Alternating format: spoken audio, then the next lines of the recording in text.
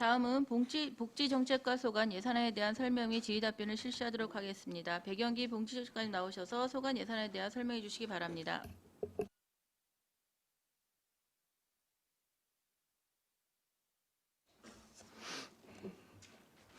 안녕하십니까. 복지정책과장 백영기입니다. 계속되는 의제활동에 노고 많으신 반인숙 예산결산특별위원회 위원장을 비롯한 의원님들께 깊은 감사의 말씀을 드립니다. 보고에 앞서 지난 7월 1일자 인사발령이 있어 배석환 팀장을 소개해드리겠습니다. 이분이 복지기획 팀장입니다. 국선이 희망복지팀장입니다. 원유화 통합조사 팀장입니다. 김영순 통합관리팀장입니다. 복지정책과 소관 2020년도 제4회 추가경정 세출 예산안에 대하여 설명드리겠습니다. 복지정책과 예산액은 총 559억 9,880만 3천 원으로 기정 예산액 대비 2.3% 증가한 12억 7,721만 2천 원을 증액 예상하였습니다. 세출 예산 내역서 1조 예산안 설명서 79쪽부터 세부 항목별로 설명드리겠습니다. 먼저 내역서 1조 지역사회 서비스 투자 사업입니다.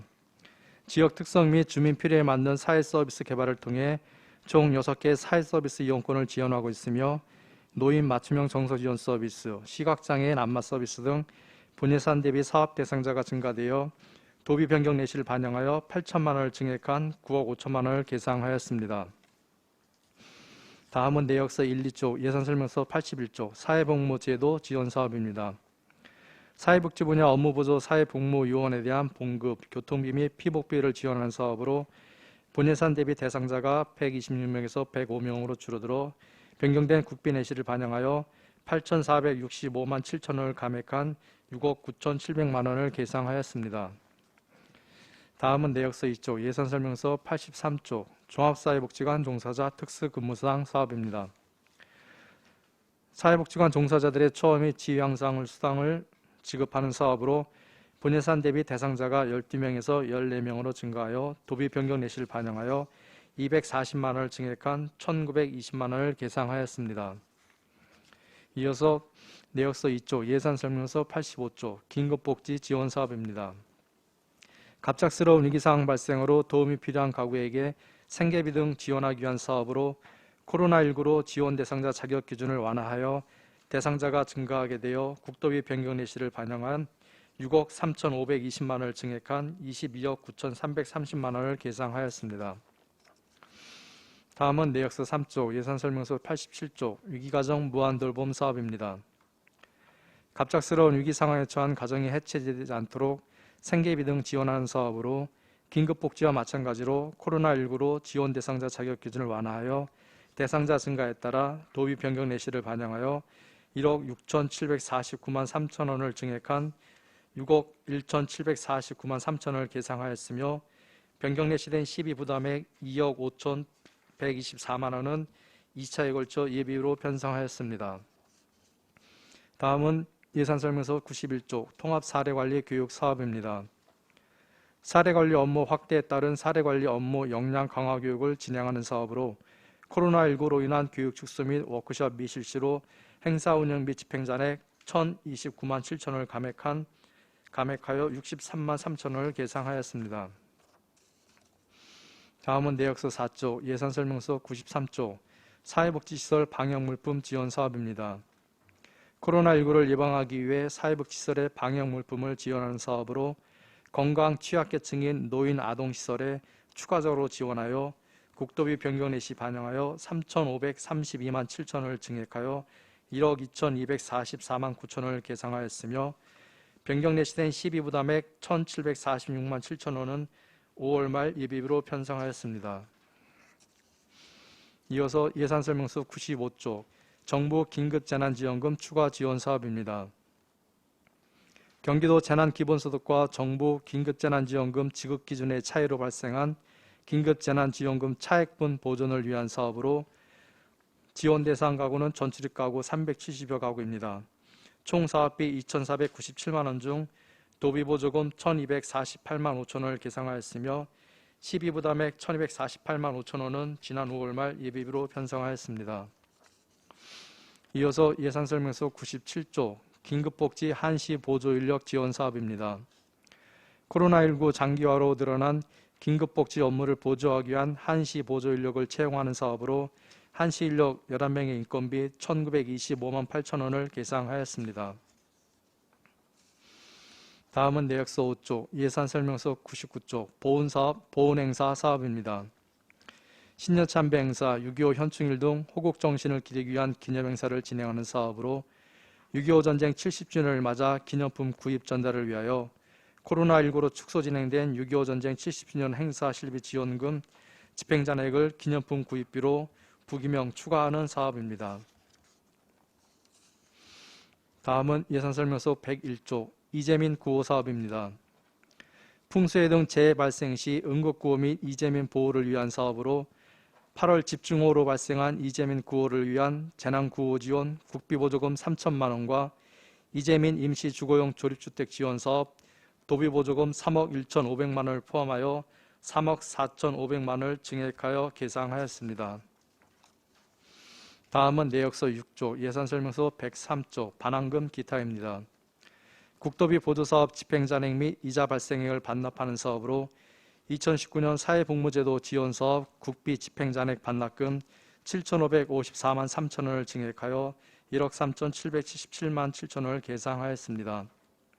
이상으로 복지정책과 소관 2020년도 제4회 추가경정 세출예산안 설명을 마치겠습니다. 감사합니다. 백영기 봉지까지 수고하셨습니다. 전문위원 검토보고는 기배부된 검토보고서로 가름하는 것으로 하고 질의답변을 실시하도록 하겠습니다. 배석하신 책에서는 발언권이 필요한 후 위원장으로부터 발언권 얻으신 후 직위성명을 말씀하시고 발언해 주시기 바랍니다. 위원께서는 질의해 주시기 바랍니다. 안정열 위원님.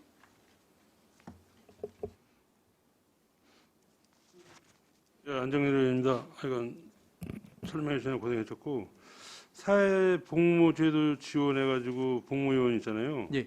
이게 이제는 반납이 됐는데 126명에서 105명인데 한 21명 정도가 줄었는데 예.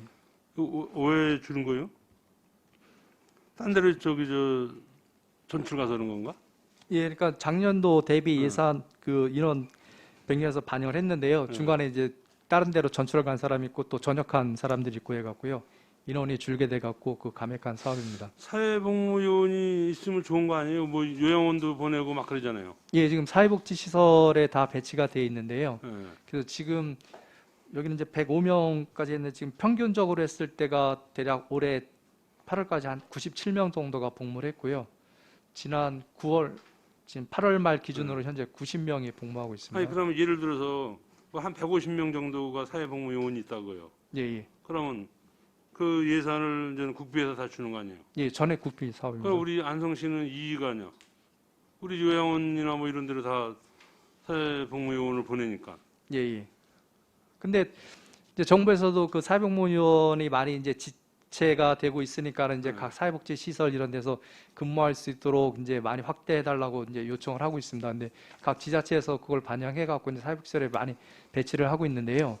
한편으로는 또 사회복지시설에서 또 반영을 하고 있지만 또 한편으로는 전액 국비 지원 사업이지만 얘들은 중식비는 일식당 8,000원에서 하고 있는데 그거는 전액 그 지자체 부담입니다. 그래갖고 중식비는 우리 지자체에서 저희 안성 같은 경우도 현재 그래서 거기에 대한 중식비가 해갖고 한 2억 4천 정도 예산 세워서 집행하고 있기 때문에요. 그런 부담금이 있기 때문에 지자체에서 전적으로 다 수용은 못 하고 있습니다. 만만치가 않은 거네. 그렇게 보면 또 어떻게 보면 또 요양원만 또 살찌워주는 폭이 되는 거네. 잘못하다가는. 예, 알겠습니다. 또 한 가지는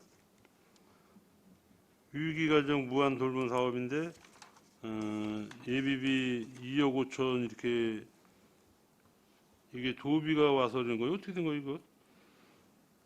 예, 무한돌봄이 대상자가 계속 증가되다 보니까 예. 이제 그 7월, 6월 말 기준으로 했을 때 당초 예산이 이제 3억 5천이었다가 이해 추경 때 1억 내려서 4억 5천이었습니다. 근데 그 당시 7월, 6월 말 기준 했을 때 거의 집행액에 약 한 3천만 원 정도 좀 남아 있는 상태였습니다. 그래갖고 그 대상자는 계속 늘고 있고 또 생계비 같은 경우는 정기적으로 지급을 해야 되기 때문에 그 부족한 예산이 약 한 1억 6천 정도 그 9월까지 파악했을 때 그 정도 됐습니다. 그래갖고 일단 예비비로 1억 3천을 추가로 세웠고요.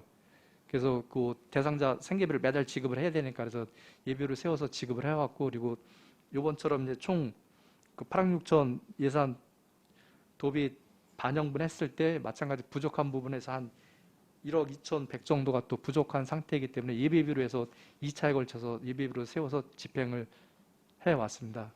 그래 예비비로 해가지고 우리가 지금 2억 5,120만 원 쓴 거네라. 예, 그러니까 12부담금을 미리 땡겨서 쓴 셈입니다. 아, 12부담 예비비에서 12부담금을 일단 땡겨 쓴 거다. 예, 예. 알겠습니다. 이상입니다. 또 다른 질의하실 의원이 계십니까? 박상순 의원님. 79쪽 지역사회 서비스 투자 사업에서 노인 맞춤형 정서 지원 서비스하고 시각장애인 안마 서비스 예. 지금 민간 위탁금 8천만 원 증액해서 올라왔는데 예, 예. 이거 지금 노인복지가 아니에요? 예? 노인복지가 아닌가요? 아닙니다. 어디예요? 요거는 그 저기 그 민간 그에서 하고 있는데요. 노인 맞춤 정서 지원 서비스는 5개소 있는데 뭐 그 도화담이라든가 뭐 느티나무 휴 이런 데서 지금 진행을 하고 있고요. 네. 시각장애인 안마 서비스는 1개소 있습니다. 그래갖고 저기 노인복지관 맞은편에 그 안성 지압 안마라고 네. 거기서 지금 운영을 하고 있습니다. 아, 그렇군요. 그리고 좀 전에 지금 안정열 위원님이 말씀을 하시긴 하셨는데 지금 위기가정 무한 돌봄, 복지시설 방역 물품 지원, 정부 긴급재난지원금 추가 지원 성립 전 이게 전부 다 예비비 편성으로 지금 진행이 된 건가 봐요? 맞습니까?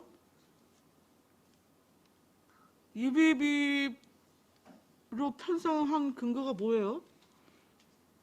아, 이거는 그 당시 이제 3월, 4월 때 4월에서 이제 그 코로나 계속 증가 확산 추세 있었고 이제 방역 물품 지원이라든가 이런 게 이제 도비 부담금 국도비 내시가 내려왔는데요. 네. 이제 시비 부담금은 이제 여기 저희가 그 이때 추경적이 한 때가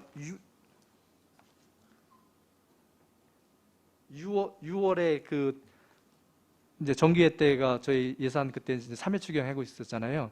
그래서 이거는 그때 이제 4월이나 5월 이때 집행을 해야 되는 부분이기 때문에 그래서 미리 예비비로 편성해 갖고 이렇게 사업을 추진해 왔습니다. 그러면은 이후 도비 그 추가 내시된 것에 준해서 시비 대응하는 것은 예, 예. 예비비로 이미 지출된 것에 있어서는 세이브가 되는 거예요? 예, 그러니까 시비 부담분을 이제 그 저기 그러니까요. 반영하기 전에 먼저 이제 예비비를 세워서 한 거기 때문에 뭐 네. 별도 따로 세이브되고 그런 건 아니고요. 시비 부담분을 그러니까 먼저 이렇게 땡겨서 썼다고 생각하시면 좀 이해가 빠르실 겁니다.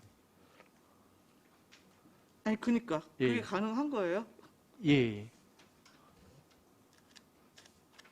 그렇군요. 그리고 지금 이재민고 성립전으로 또 3억 4,500이 있는데요. 예.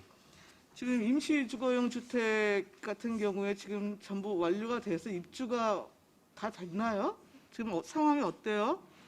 예, 지금 그 이재민 그 임시 조립주택 신청한 건 총 9가구가 신청했습니다. 그래갖고 이분들에 대해서 저희가 그 최대한 빨리 그 신속하게 사업을 집행해 갖고요. 그리고 건축가하고 협조를 통해서 그 부지 선정하고 그 미리 제작 맡기고 저 기반공사 다 해갖고 지난 금요일 날 9월 11일 날 입주를 했습니다. 그래갖고 아, 국에서 전부 입주가 완료가 예. 된 거예요? 그래서 그 안성 그 동안성 복지센터 그 주차장 부지에 네. 그 4개 동 했고요. 그러니까 아. 시내 그 터가 없는 그런 집은 4개를 했고 나머지는 다 자기 집 주변에다가 5개 동 해서 총 9개 신축 완료했고 입주 완료했습니다. 그래서 그 참고적으로 그래서 내일 그 행안부에서 또 현장 그 점검 나온다고 합니다. 그래서 그 네. 추석 전에 그 설치한 사례가 저희 안성뿐이 없어갖고요. 네. 그것도 격려차에서 또 방문한다고 합니다. 예, 잘 알겠습니다. 또 다른 질의하실 의원이 계십니까? 없습니까? 더 이상 질의가 없으시므로 복지정책과 소관 예산안에 대한 설명 및 질의 답변을 모두 마치겠습니다. 백영기 복지정책과장님과 공주 여러분 수고하셨습니다.